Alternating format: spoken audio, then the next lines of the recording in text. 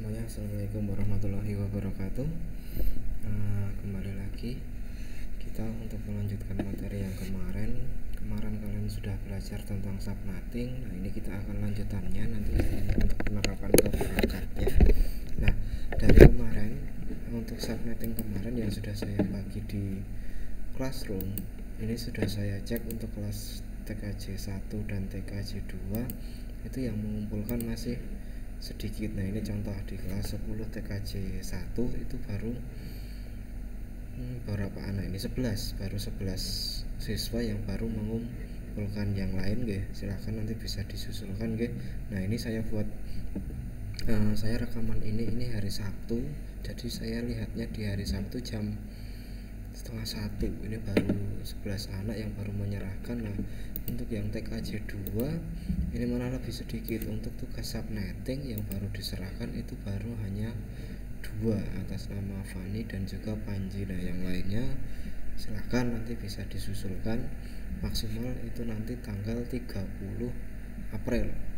Nah, tapi setelah 30 April sebelum 30 April itu nanti setiap minggu saya upload tugas-tugas terus. Jadi misalnya kalian nggak mengerjakan satu tugas ini nunggu mepet-mepet, ya resikonya nanti kalian pekerjaannya semakin bertumpuk banyak.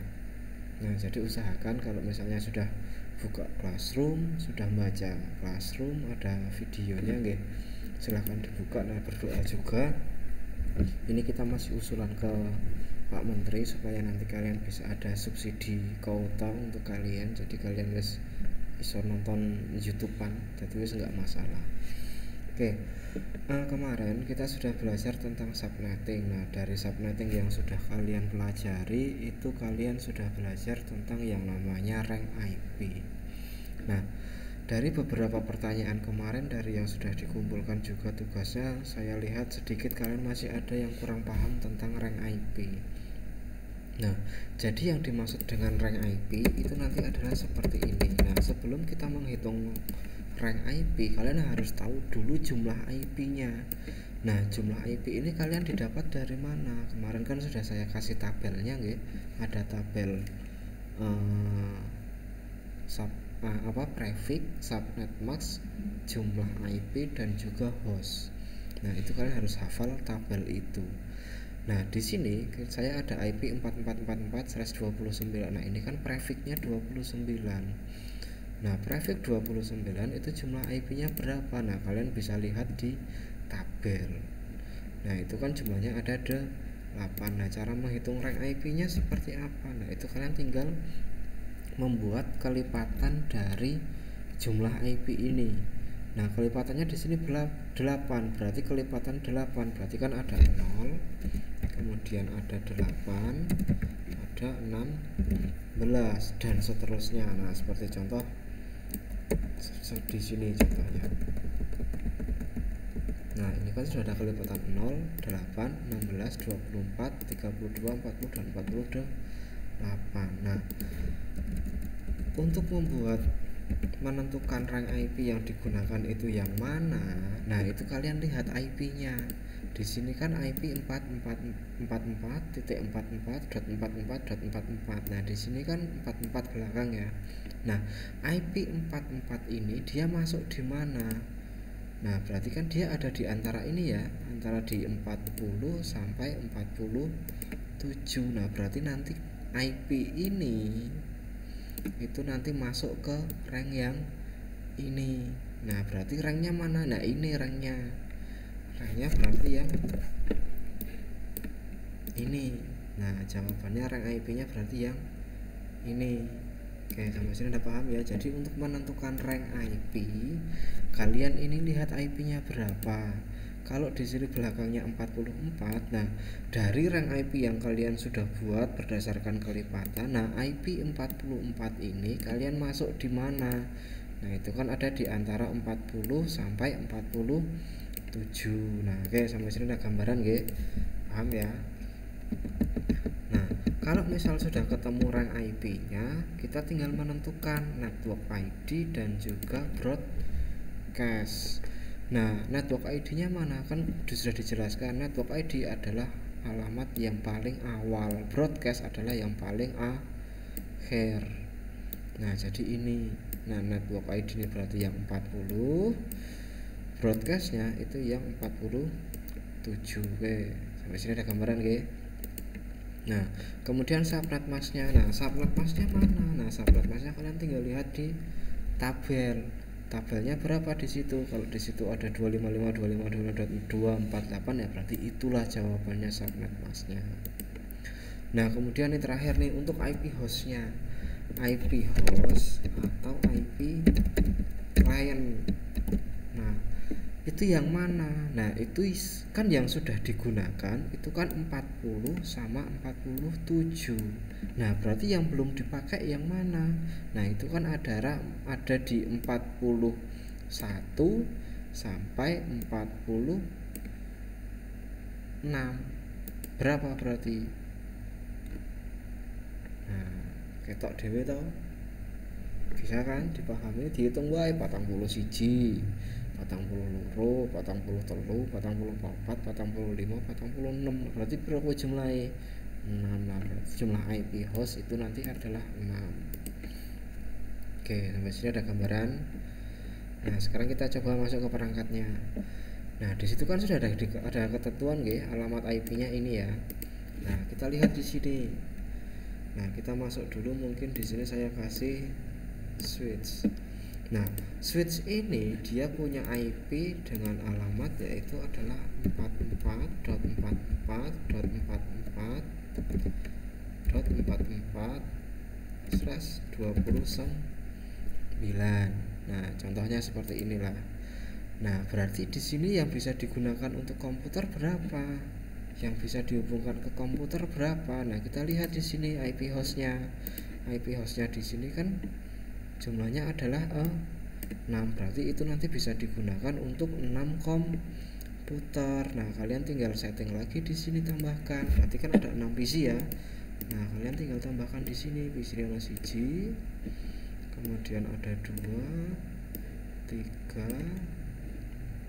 kemudian 4, 5, 6.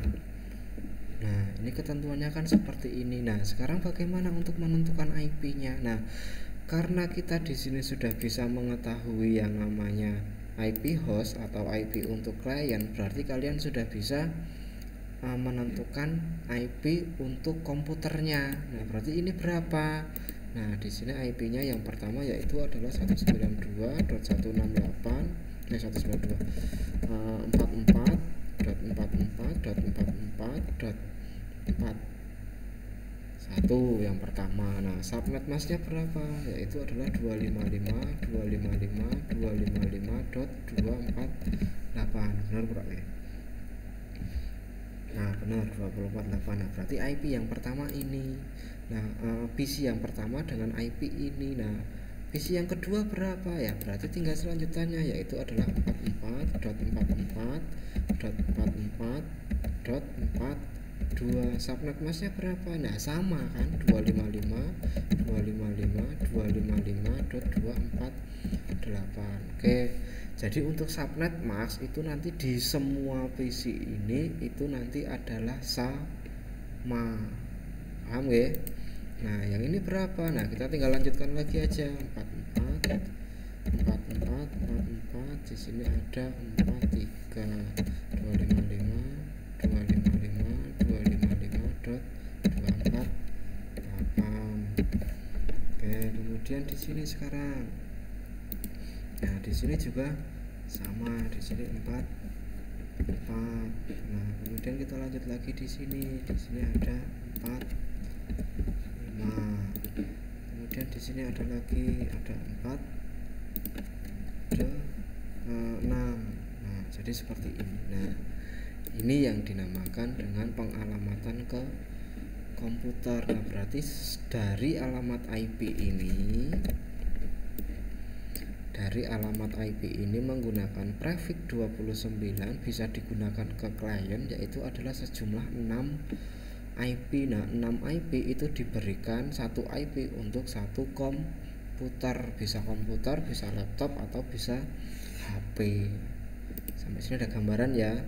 Nah ini kalau misalnya kalian di real jaringan yang sesungguhnya, nah ini nanti akan terhubung. Nah ini kalau di real jaringan yang sesungguhnya ya, kalau kalian praktek di sekolah maksudnya. Nah ini kalian akan terhubung. Oke, sampai sini ada gambaran nggih. Nah jadi intinya kalian nanti adalah menentukan IP host yang bisa digunakan untuk klien. Ingat, jumlah IP dan IP host itu berbeda. Nah jumlah IP itu berarti termasuk broadcast sama NAT ID. Kalau IP host itu hanya IP yang bisa digunakan untuk klien. Oke, sampai sini ada gambaran nggih. Nah sekarang kita untuk kalian coba sekarang, bentar ini saya hapus dulu semuanya.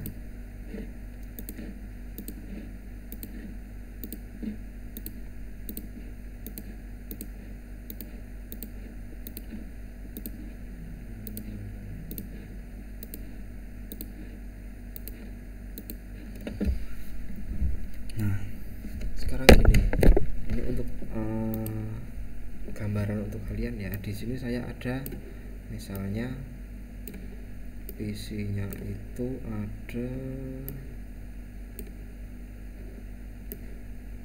5, kemudian laptopnya ono 3, kemudian ada HP-nya itu ada HP-nya itu juga ada 3. Berarti di sini ada berapa ini? 1 2 3 4 5 tambah 6 11. Nah berarti di sini saya ada 11 perangkat. Nah sekarang untuk tugas kalian di rumah, coba dengan menggunakan ilmu subnetting, coba terapkan atau nanti kalian gambar PC-nya ini, laptop dan juga HP di buku sebisanya, nggak usah bagus-bagus, yang penting dikai keterangan ke laptop.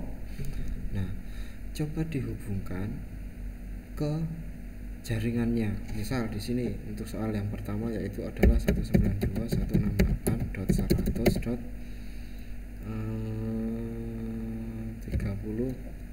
misalnya. Ini soal yang pertama ya. Nah kemudian 192.168.10.20. oh ya ini lupa grafiknya, ini saya kasih slash 32, di sini juga saya kasih slash 30, kemudian 192.168.100.10, di sini slash 31, kemudian 192.168.100.50 slash 20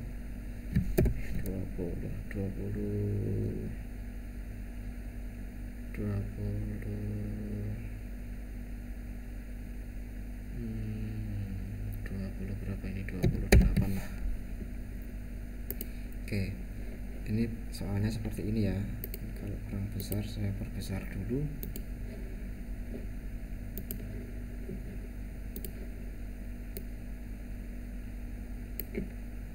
Nah jadi maksudnya